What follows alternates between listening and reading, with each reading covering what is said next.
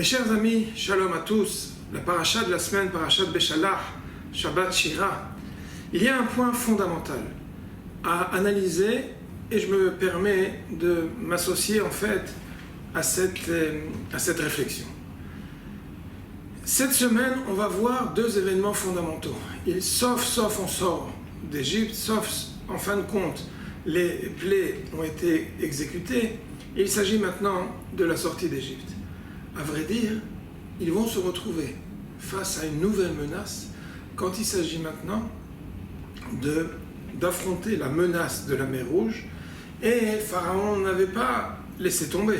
Il avait envoyé les derniers cavaliers de sa troupe pour pouvoir poursuivre les Bnei Israël et les ramener en Égypte. Et voilà que derrière eux, l'armée de Pharaon, ce qu'il en reste en tout cas, et voilà que devant eux, le passage impossible à franchir, la mer Rouge. Dieu va ordonner à Moshe de faire passer les Bnei Israël dans la mer Rouge, de traverser la mer Rouge. Le verset, à ce moment-là, indique une intervention particulièrement phénoménale. Hashem ilachem lachem ve'atem taharishu. Sachez que c'est Dieu qui va combattre pour vous et vous n'avez rien d'autre à faire. Vous resterez passif, vous resterez silencieux et c'est Akadosh Baruch Hu qui prend les choses en main. Quand on observe que peu après, à la fin de la paracha en réalité, il y a une attitude complètement différente qui va apparaître. C'est le combat face à Amalek. Les menaces face au peuple juif ne vont pas se terminer avec la sortie d'Égypte, même pas avec la traversée de la mer Rouge.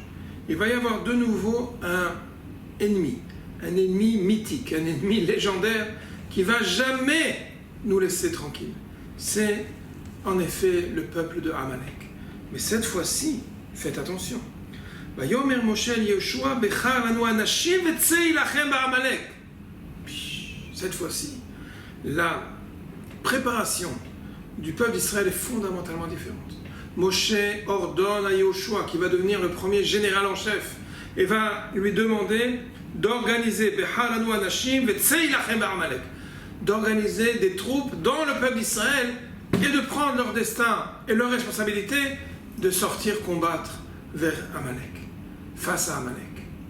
Qu'est-ce qui s'est passé? Pourquoi cette différence à ce point-là est extrême?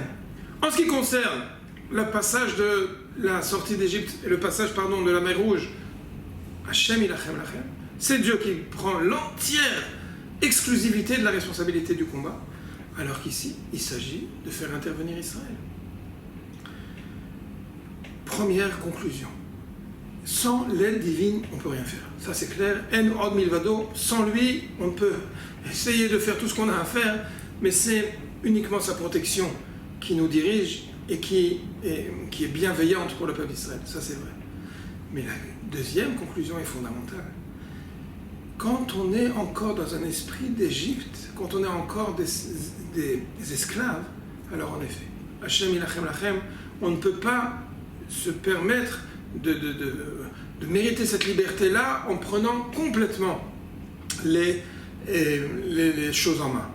Là, c'est encore la façon dont Dieu dit Hashem ilachem lachem. C'est lui qui combat pour nous. Mais quand il s'agit maintenant, ça y est, on est derrière, on est en chemin vers la terre d'Israël, on est en chemin vers notre liberté, on est en chemin vers notre responsabilité, c'est fondamentalement différent. Même quand Moshe Rabbeinu demande à Yehoshua de prendre les choses en main et d'organiser des troupes pour combattre Amalek, c'est sûr que même suivant cette formule-là, il y a encore la protection divine sans quoi on n'aurait absolument aucun résultat, c'est vrai, mais fondamentalement différent. Une fois arrivés comme une nation libre, nous avons un devoir formel et complet de prendre nos responsabilités. C'est important de comprendre que tant qu'Israël réside dans la galoute, tant qu'il est dans l'exil, alors en effet, il ne peut pas, en aucun cas, répondre aux menaces qui sont des menaces d'antisémitisme ou toutes sortes de menaces qui repose sur lui. Et c'est uniquement par la protection divine sur laquelle il doit compter. Par contre, en Israël, nation, État, pays, on a un devoir total de défendre ce pays. On a un devoir total d'assurer l'existence du peuple d'Israël.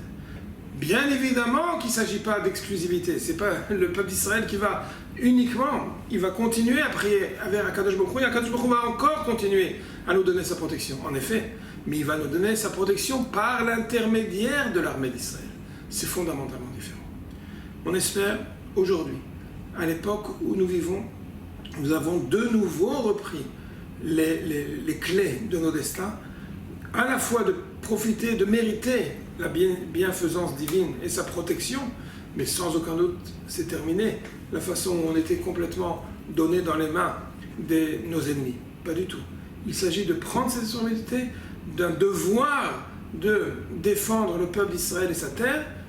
Grâce à cela, Be'ezrat Hashem, Niske, Bimhera, les Geoula, Shelema. Shabbat Shalom.